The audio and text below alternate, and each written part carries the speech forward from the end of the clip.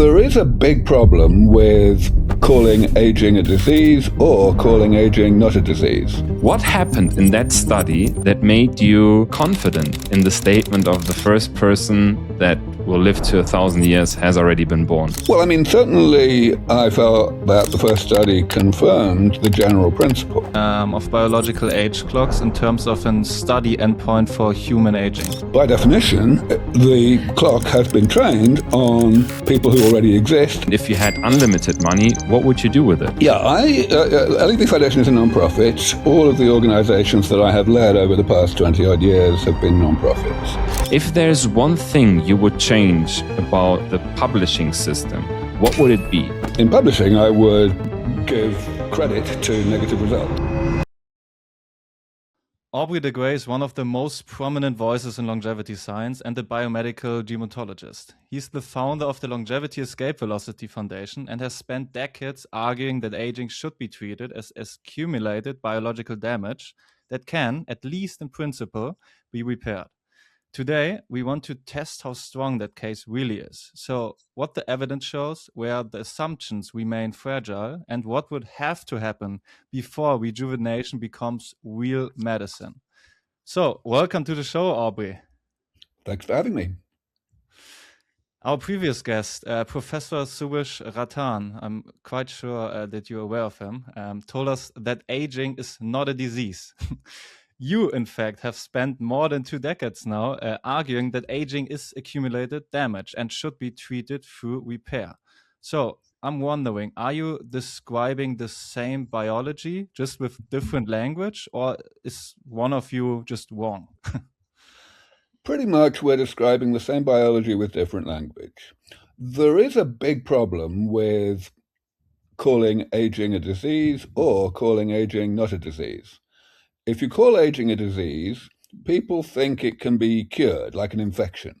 And we kind of all know that it can't be because it is intrinsic to biology. It is just the same as aging of a car or an airplane, that any machine with moving parts, it accumulates damage as a consequence of its normal operation.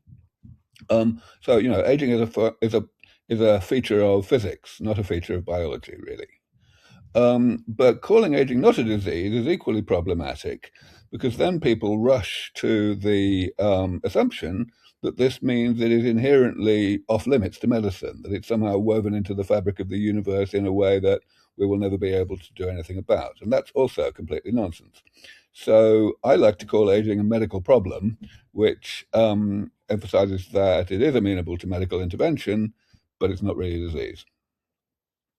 That's an interesting wording, a medical problem, but not a disease, because we've been also so interested in that so much of the field of longevity, especially when it then comes to standardization and really bringing things into practice in the different healthcare systems in the world.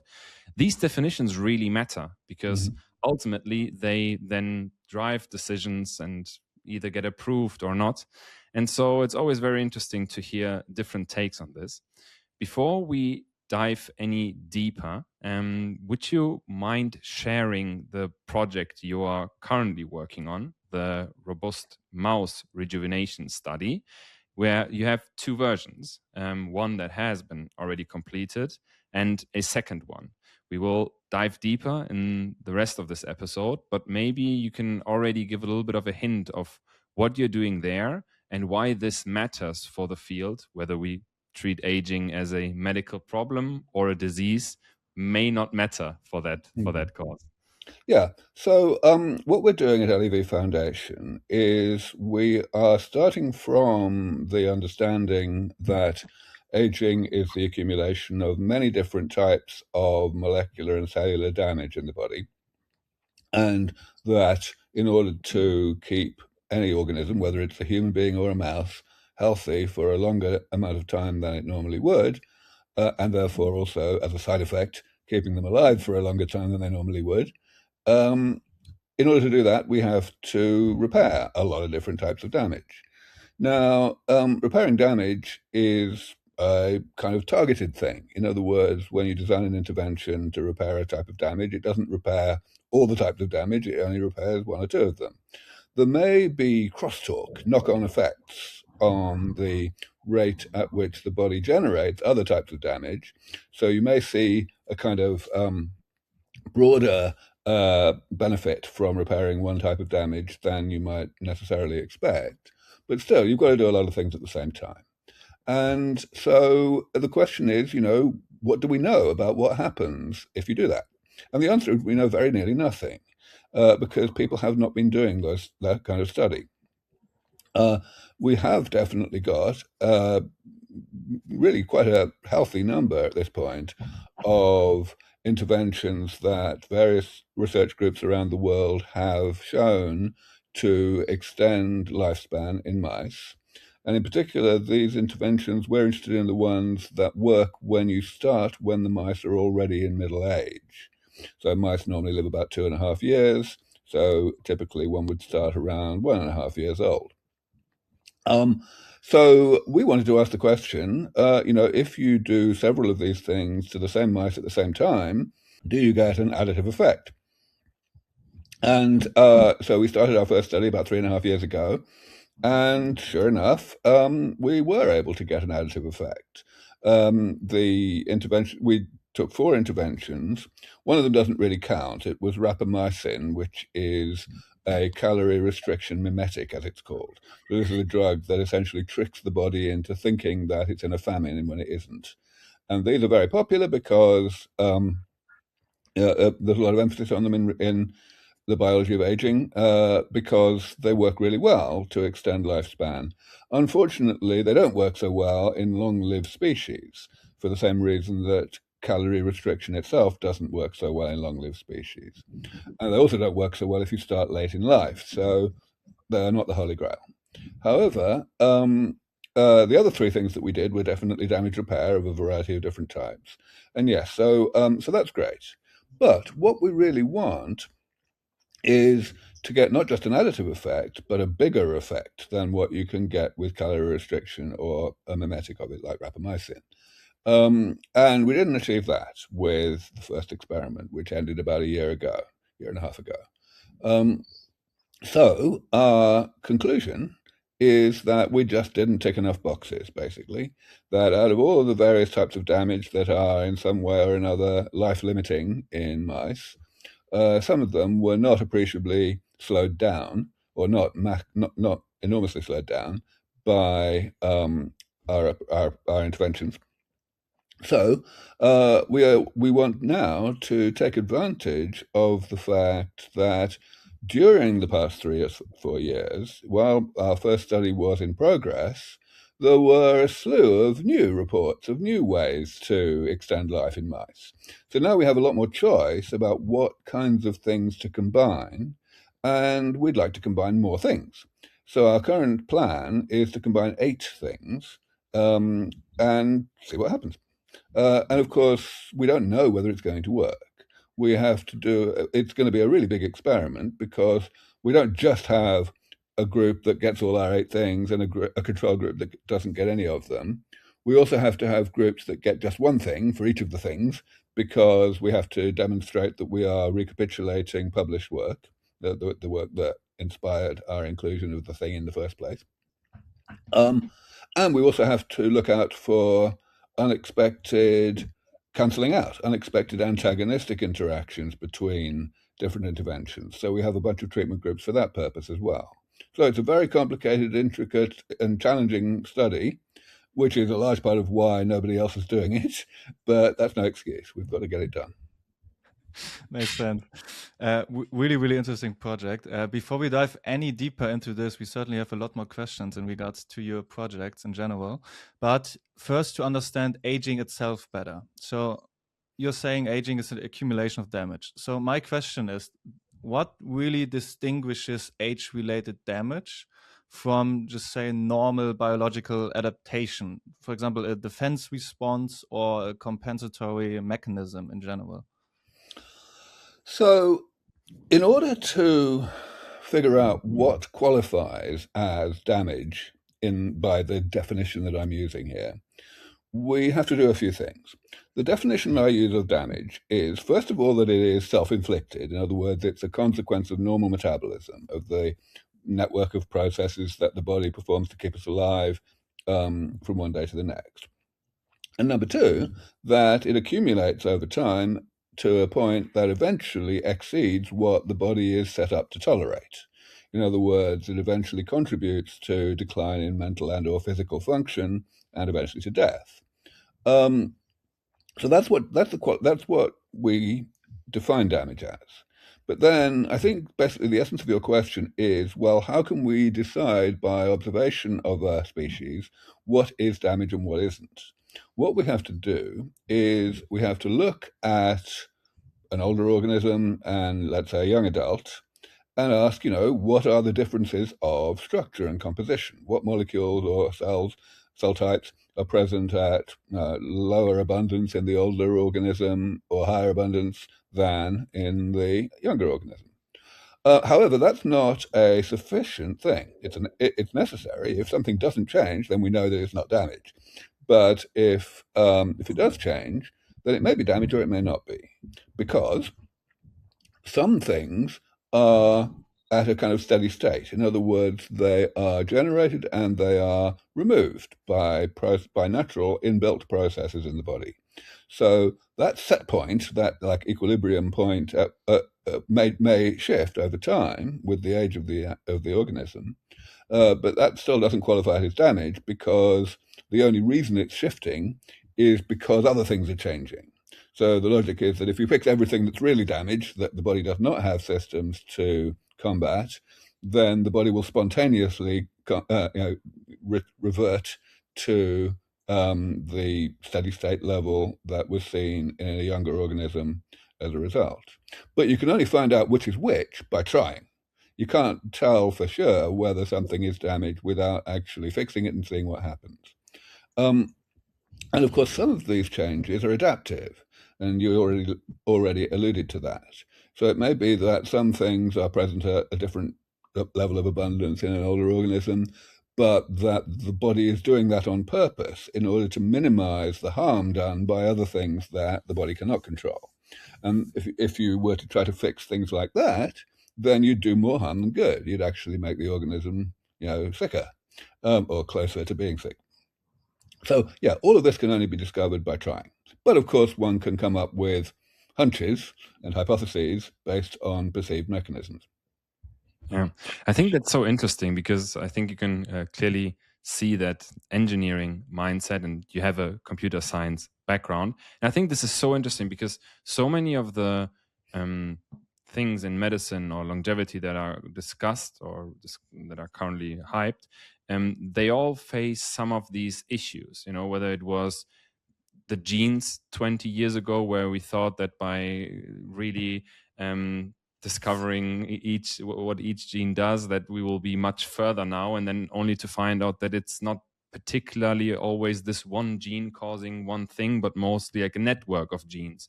And then also with regards to the microbiome, something that is super hyped, that so many people are interested in, and where everyone is like, okay, this is for sure going to be a thing that is very actionable in the future, but where we also sometimes struggle with identifying which of the strains are really causing a certain thing, or which are, let's say, just a side effect that has nothing to do with how that person feels. And kind of figuring these things out is so difficult. And this is really what's needed. So my question is, by trying to figure these things out, what are we looking for? Because we need to have these endpoints, right? So if we modify or tweak one thing, then we look if we change the X variable, we're looking at a change in the Y variable. And how good are we at assessing what the correct Y variable is? In your case, you're looking at the lifespan in mice. Is this sufficient? Can we translate it then into saying that same mechanism is then going to be used in humans as well, and the same outcome holds true in humans as well? Or what's the bridge there? Yeah, this is a very important question. So, of course, yes, lifespan is the gold standard because it is rather easy to tell the difference between a living mouse and a dead mouse. Whereas for measures of health, there are lots of different, biological age. There are lots of different ways to do that, and they are indirect. They are indicators of what's going to happen in the future and how soon function is going to decline, how soon the organism is going to die, but they're only indicators. So really, in the field, we all know that mice are not humans, that they are, very different in lots of ways, and therefore that things that work in mice have a relatively low hit rate in terms of translating to humans. But we still also know that the acid test is still going to be lifespan. So if we were to succeed in our experiment, or if anyone else were to succeed in, let's say, getting 2 or 3 times the effect size that you can get with calorie restriction, then every expert in the world would acknowledge that we have moved into a whole different universe, that we have demonstrated the possibility of doing more than what the body already encodes, and furthermore, doing it in a mammal, doing it in something with, fur and legs and so on that actually, the general public can identify with. Now, when I say the general public identify with, I have to be a little careful because, of course, the public don't actually care about mice to speak of. And they're quite right because of what I just said, that, just because something works in mice doesn't mean it's going to work in humans. But still, showing that something works in mice really well, makes it far, far more plausible, far more easy to believe that something will work in humans in the foreseeable future, even if that second something is a completely different thing from the mouse something. And so for me, that is quite enough. I don't need to believe that the things that we're trying in mice are going to translate simplistically into the clinic. Yeah. I mean, it makes a lot of sense. And this is one of the biggest problems I think also the field has. And Miguel already talked about outcome variables. So, for example, in your mouse studies, lifespan, what I'm wondering is if you would translate anything which you see in mouse or in mice that actually works, for example, whether mice or anything else, into humans, it's probably quite hard to take lifespan as the endpoint of the study because we humans, we live so long, like 80, 85 years old on average, which is quite long. So the study would be tremendously expensive and tremendously hard to run. And all of us probably would age like 20 to 30 years until we reach any statistically significant results because the people need to die. So my question is, how do we get a good outcome variable which doesn't take 30 years to achieve and doesn't cost billions of euros or dollars? Right. So a couple of things there. First of all, we have to remember that damage repair is rejuvenation. We are not just slowing down the rate at which people get biologically older. We will actually be reversing biological age so that it's younger than it was when we started. Now, that means that if you were to do a clinical trial, the treated group and the control group, the curves would separate, even if you just look at mortality. The curves would separate pretty quickly if you start with people who are already, let's say, 70. If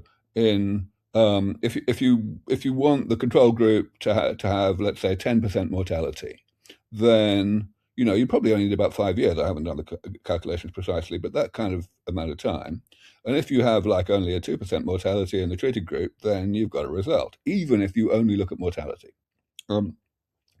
However, of course, people are always and very justifiably focused on health, not on this side effect of living longer. And so, of course, in such a clinical trial, there would be a whole host of measures of health and function. And we're getting pretty good at that these days. Historically, function was measured at the kind of at the physiological level. there are things like activities of daily living, like can you bathe yourself? Can you walk from one side of the room to the other? And then there are slightly subtler things that can start to change at an earlier age, which is, of course, what we'd like. So people invented a concept called instrumental activities of daily living, which are more sophisticated things, like can you do your own shopping? But that's not enough either. So people decided to go further, and a concept that has become quite popular, and rightly so, in the field is the concept of intrinsic capacity, which basically means you ask someone to try and do something.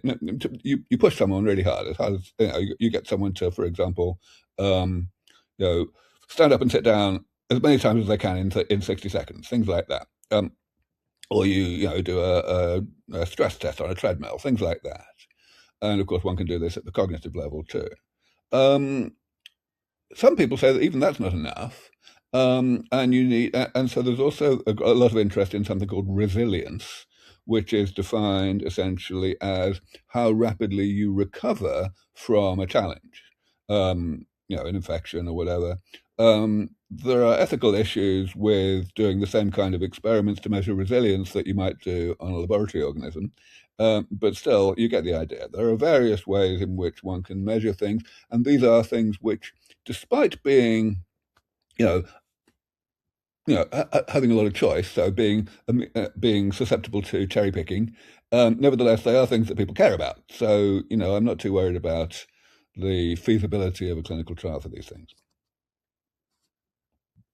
Yeah, I think this is so important to remember and to be honest about as a field, is that given the enormous limitations we have, we try to get the best approximation on how are we going to solve this whole aging thing. Let's call it that way. So how can we extend the health span, and through that also the lifespan, and so on and so forth, because exactly what you've been describing as, okay, we are looking for things that best resemble what would happen decades down the line, if we can't wait those decades, because we want to have these insights early, and we may need to have them earlier to prevent some further strain on healthcare systems from happening. And Right. so I think that's very important to be honest about as a field. And I think it's also important to get a bit of attention. And I think this is what you've been particularly good at, because you've made some claims that have definitely been discussed in mainstream media, such as that you said that the first person who will live to 1,000 years has already been born. Mhm. And it's obviously these sort of statements that make headlines, right? Which is so important, because then people are talking about it and say how ridiculous it is, and or maybe he's right or maybe he's not, and that gets attention, and then people are taking an interest, and maybe there's also investments flowing into that area, which then makes research easier. So I think that part is very important to take into account. Now, my question is, though, if we go back to your mouse models, and especially the first of the studies you've been doing, where you've done these 4 interventions and you've looked at what came out of it, what happened in that study that made you confident in the statement of the first person that will live to 1,000 years has already been born? Well, really, the main thing that confirmed well, first of all, let me emphasize that I've never said that the first person to live to 1,000 has definitely already been born. I always say probably. Okay, you, that's an important. Yeah, okay. you can never be sure with pioneering technology. Yeah. But yeah, well, I mean, certainly I felt that the first study confirmed the general principle. So, of course, the general principle of these very, very long lifespans arises from the concept of longevity escape velocity, which we haven't talked about yet. Probably I should briefly Please do. go into that. So, when I started realizing 25 years ago or so that the way in which we were most likely to bring aging under medical control was through damage repair rather than through any kind of slowing down of the biological aging process, I immediately realized that this had enormous consequences for longevity, because if you're slowing down things, especially if you're starting relatively late, then you can only get a certain modest amount of life extension. Whereas if you're taking people who are already in middle age or older, but you're actually driving their clock backwards and making them biologically younger, then you're buying time. And in particular, you're buying time to develop better treatments that can rejuvenate the same people when they get back to being the biological age that they were when you treated them the first time.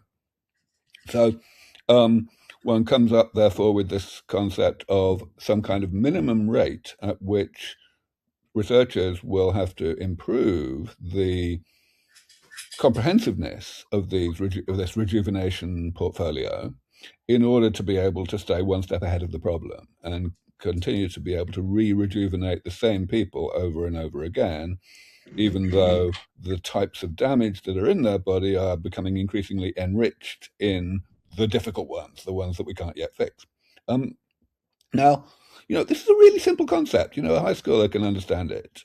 But people have run away from it very fast. It took me, several years to even rehabilitate the word rejuvenation, which everybody used to associate with, cosmetics.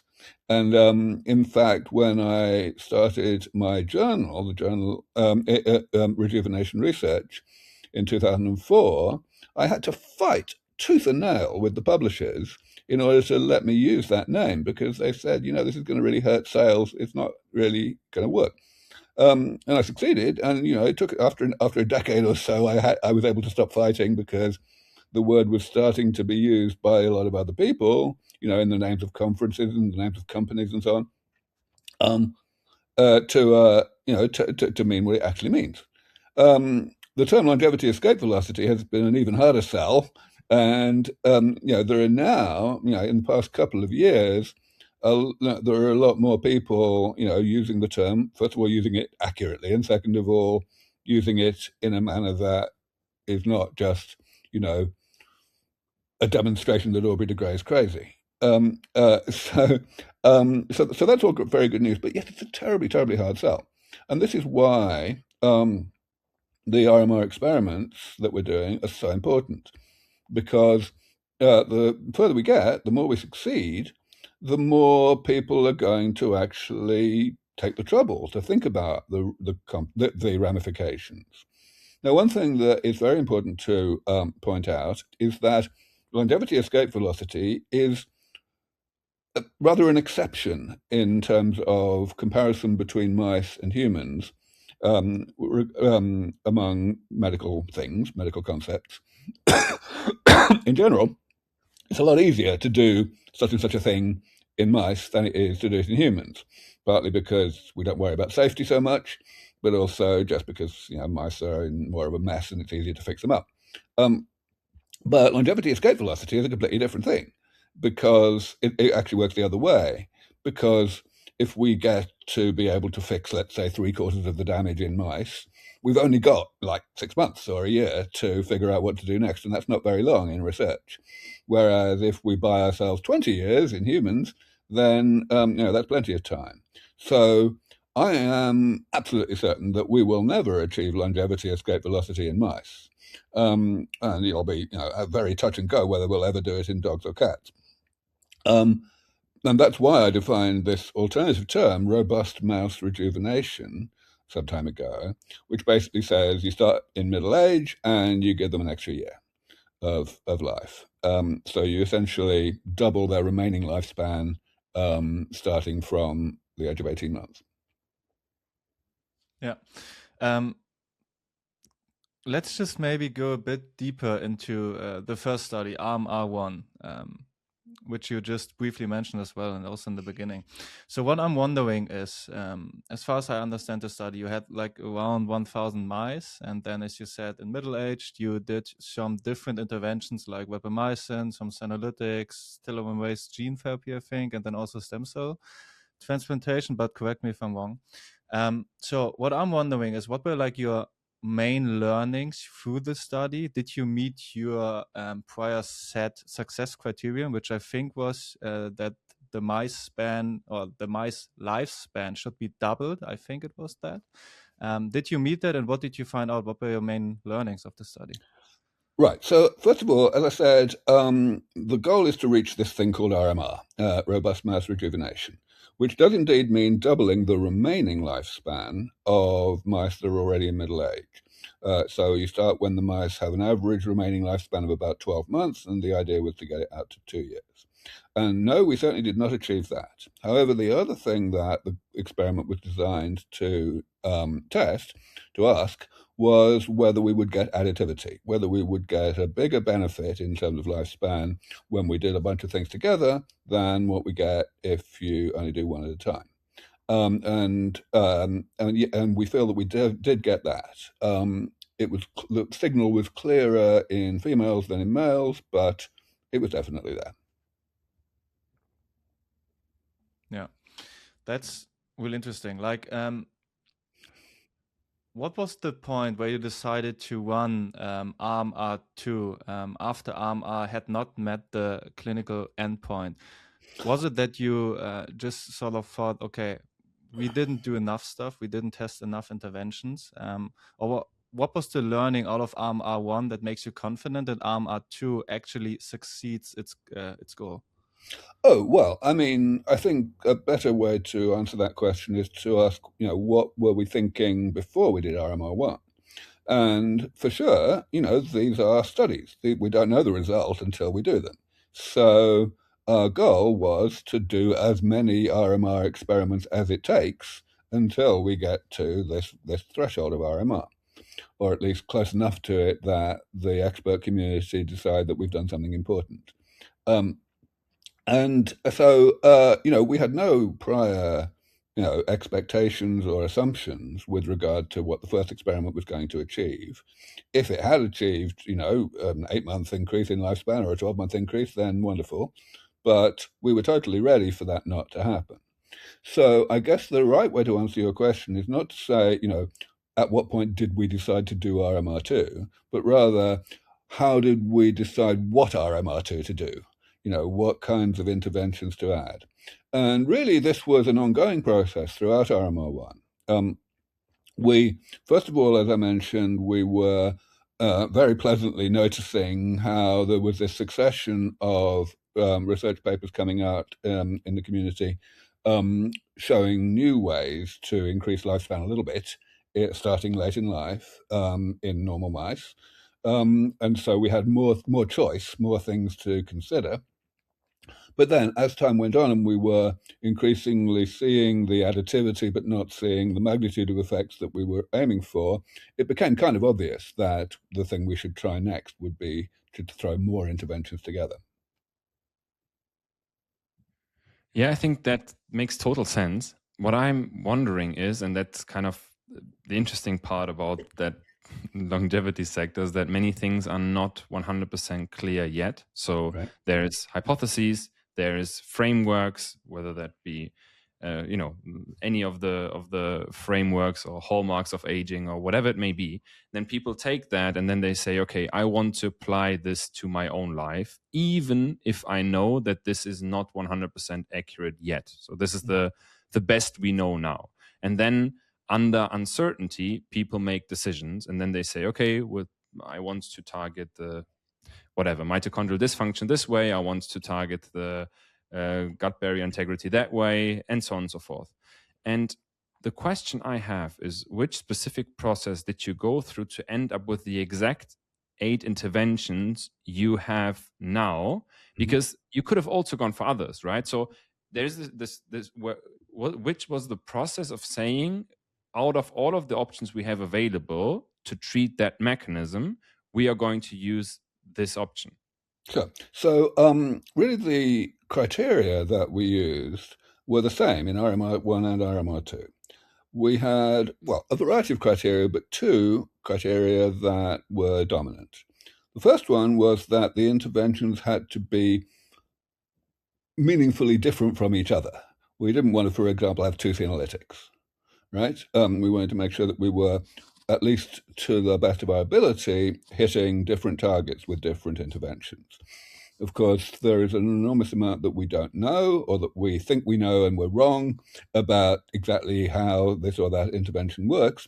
But we can do our best to maximize the diversity. If I may interrupt there, that also kind of implies that all of the mechanisms are equally important, right?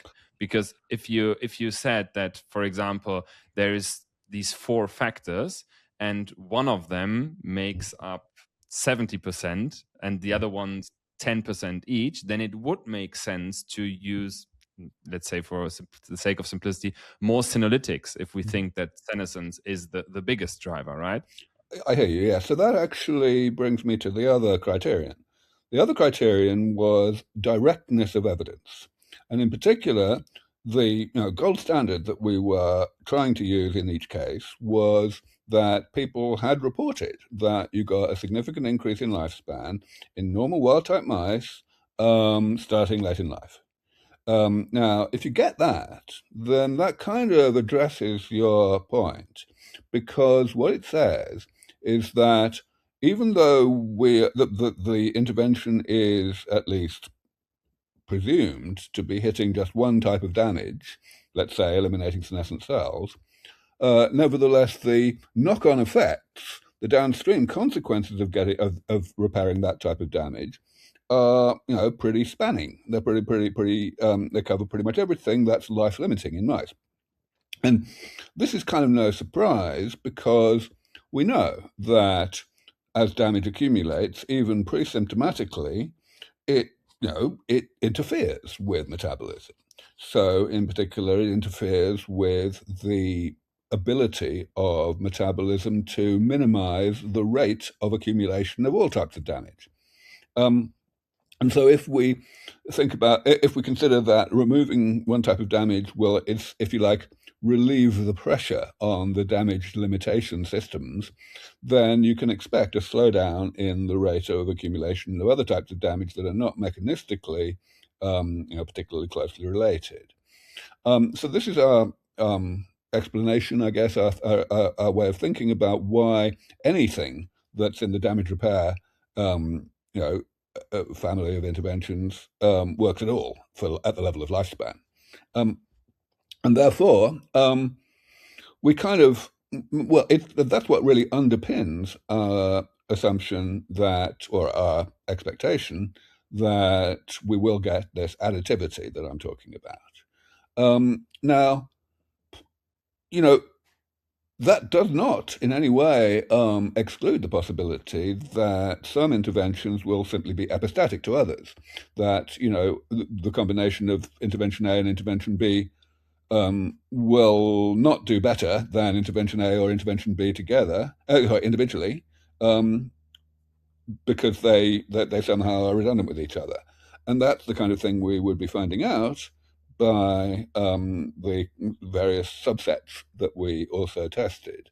Of course, an extension of that line of thinking is that there may be 2 interventions which actually cancel each other out in some way, so that the combination actually does less well than the things individually. Yeah, I mean, that's certainly quite the interesting point. Miguel mentioned frameworks and then also mentioned hallmarks of aging. You proposed the SENS framework, which classifies damage into 7 different categories. The hallmarks of aging put aging into 12 different hallmarks. So my question would be, how is the SENS framework, first of all, different from the hallmarks of aging? And then also, what's the benefit of another framework? Why would we need that? Yeah, so people have started to realize that I am kind of the OG of hallmarks, that I invented hallmarks a decade before hallmarks were cool. But of course, that doesn't really bother me. I get plenty of credit for these things. And, the main thing is that I don't have to defend the idea of a divide and conquer approach to aging anymore, because it has become dogma. So that's all very well. Whereas, in the 2000s, I was having to fight really rather hard for that approach, and there was a period of time when it was actually quite acrimonious. But yeah, I mean, so your question about why one need yet another classification is very well taken, because of course what we have seen since 2013 is a steady expansion of what people call hallmarks or pillars or whatever. We've got a lot of these things now. And to me, that's no surprise whatsoever, because of one really important shortcoming of the Hallmarks paper, as by contrast to the earlier work that I published. That shortcoming is that the hallmarks are, mostly anyway, defined in terms of decline in this or that process, this or that function, like proteostasis or whatever. And that's hugely problematic, because it doesn't really get to the point that I've always made of everything being driven by the accumulation of damage. The value of thinking in terms of the accumulation of damage cannot be overstated. It's so important, because it sidesteps all of our ignorance about how it works, how metabolism creates damage, or how damage leads to pathology. You don't need to know these things if you're fixing damage, because you don't have to slow down the rate at which damage is generated anymore. And you also never have to worry about damage creating pathology, because you don't let it get to a level that is sufficient to create pathology. So the where I classified everything back in 2000, paper came out in 2002, was in terms of types of damage, categories of damage, and potential ways to repair those various types of damage. And lo and behold, you have not seen my classification expanding. It has stood the test of time, and it's very likely that it will continue to do so. In fact, even back then, when I looked at the literature and I asked myself, this classification, how likely is it to stand the test of time? I looked back and I said, okay, how long ago were these various types of damage actually first identified and discussed and studied? And the most recent was epigenetic drift, basically, which was in 1982. So it was already 20 years by then, and it's now twice that. So, I'm feeling pretty good about my classification. Some people have rather unkindly said that I classified the drivers of aging, and the hallmarks classified the literature on aging, which is not entirely unfair. In fact, my first reaction when the Hallmarks paper came out in 2013 was to write to the authors and castigate them for not talking about extracellular matrix damage at all.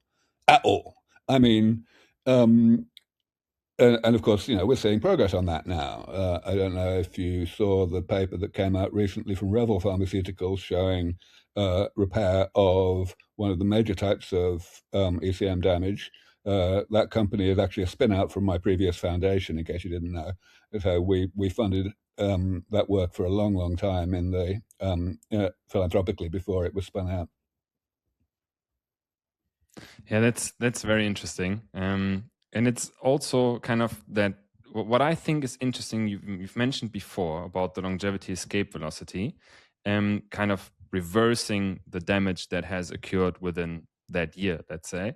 I think it's a very interesting concept, because I think people may not be as scared of that compared to other ways of how to bring that message across, because it reduces the time frame to 1 year, and that is something that people, it kind of it is closer to them, of like, okay, I'm 60 now, I'll try in 1 year's time to not have accumulated any further, or better said, reverse that damage that happened within that year. So I think it's, from a psychological point of view, it's an interesting concept as well. Now, you've said that your whole concept, or your whole model, stood the test of time. What I would like to know, though, during the past 24 years, was there anything you have changed your mind on? Nothing huge. So for example, new types of molecular and cellular damage have certainly emerged during that time, but they fit naturally into the pre-existing categories. For example, new types of amyloid made of different proteins. In terms of the actual science, no, I would say basically nothing big has changed. Of course, the big thing that has changed is the good news that new approaches have emerged for repairing different types of damage. In the original paper, I just suggested one for each category. And now we've got multiple ones for every single category. And some of them look a lot more hopeful than the ones I suggested back then. But an extreme example would be the situation with cancer, where I was proposing this extremely ambitious and, some people would say fanciful approach involving essentially gene therapy to eliminate telomerase from the entire body and to compensate by stem cell therapy. Now we have a drug that's in phase 2 clinical trials in Australia right now that essentially obviates all of that by turning telomerase into a suicide gene. It is a drug that telomerase incorporates into the telomere in a manner that disrupts the formation of the tertiary structure of the telomere, the T-loop, and messes cells up very quickly indeed without even needing any telomere shortening. This is just completely miraculous, and I would have never imagined 20-odd years ago that such a drug could be devised. But here we are. So, there is plenty of that kind of thing where I've changed my mind and become more optimistic about the time frame for progress in this or that area. Yeah, that's great. We definitely need more optimism. Let's get a bit more actionable right now. So what should people actually do now? So just imagine the situation, you're holding a keynote in front of, 1,000 people.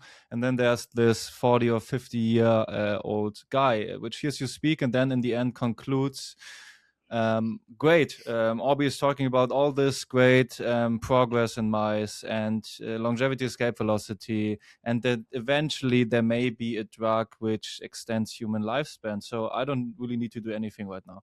What would you say to this person? So the main thing I would say is that it makes no sense to think only about oneself. If one thinks only about oneself or only about one's loved ones, then anything that one does, may improve that person's probability of making the cut, making it to longevity escape velocity by a tiny amount. Even someone like me, I probably make more difference to the date at which we will achieve longevity escape velocity than anyone else on the planet. But even I, in my most conceited moments, would not say that I'm doing that. I'm bringing it forward by more than, let's say, 5 or 10 years relative to how things would have been if I had spent my life on the beach. And, that's a few percent, which is a bit underwhelming, really. But if one thinks about the world in general, if one thinks from a humanitarian perspective, then it's completely different.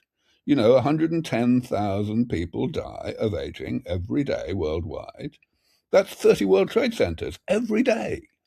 So every single day that I bring forward the defeat of aging, which I would hope I'm doing maybe once a month, that's 110. I mean, that's pretty easy to get out of bed for.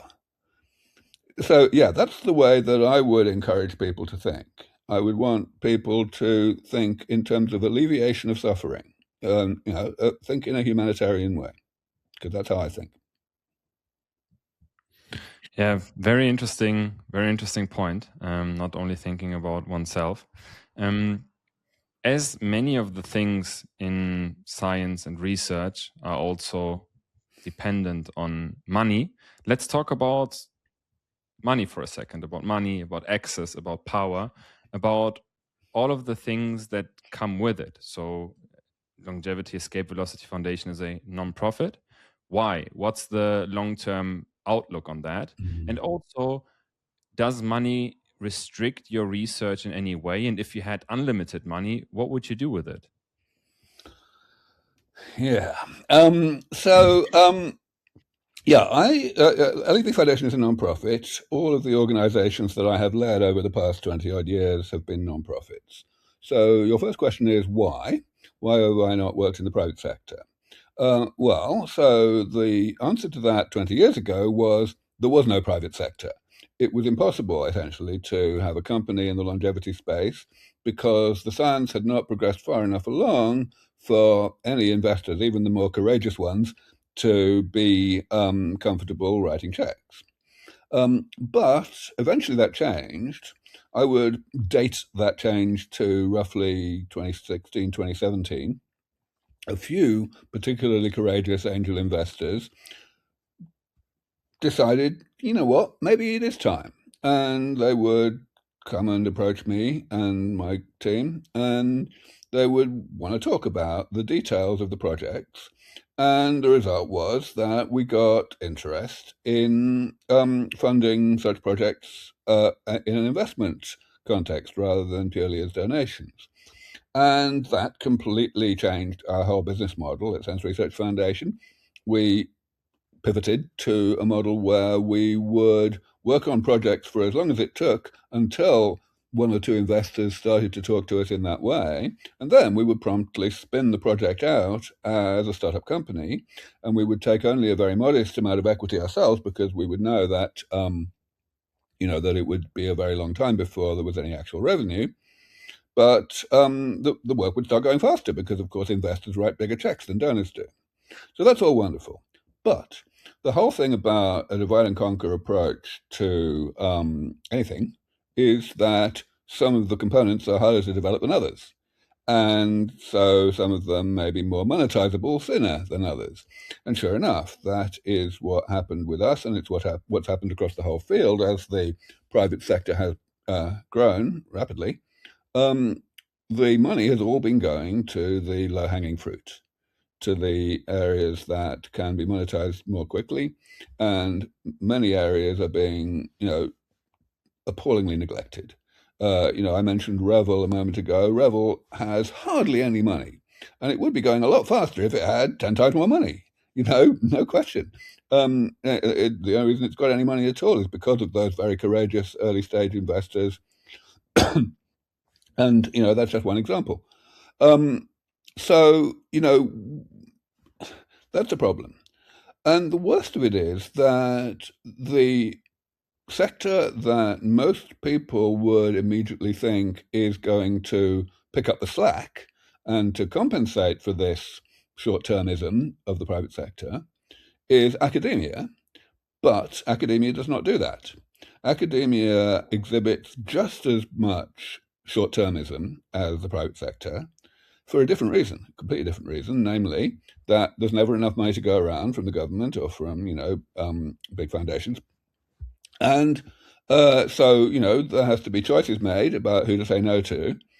And the way you get money from academic grants is by publishing a huge amount in top journals. And of course, top journals do not publish negative results. So you have no choice but to work on the low-hanging fruit, even if you know in your heart of hearts that it's not really what you want to work on because it's not going to scale and it's actually not very important.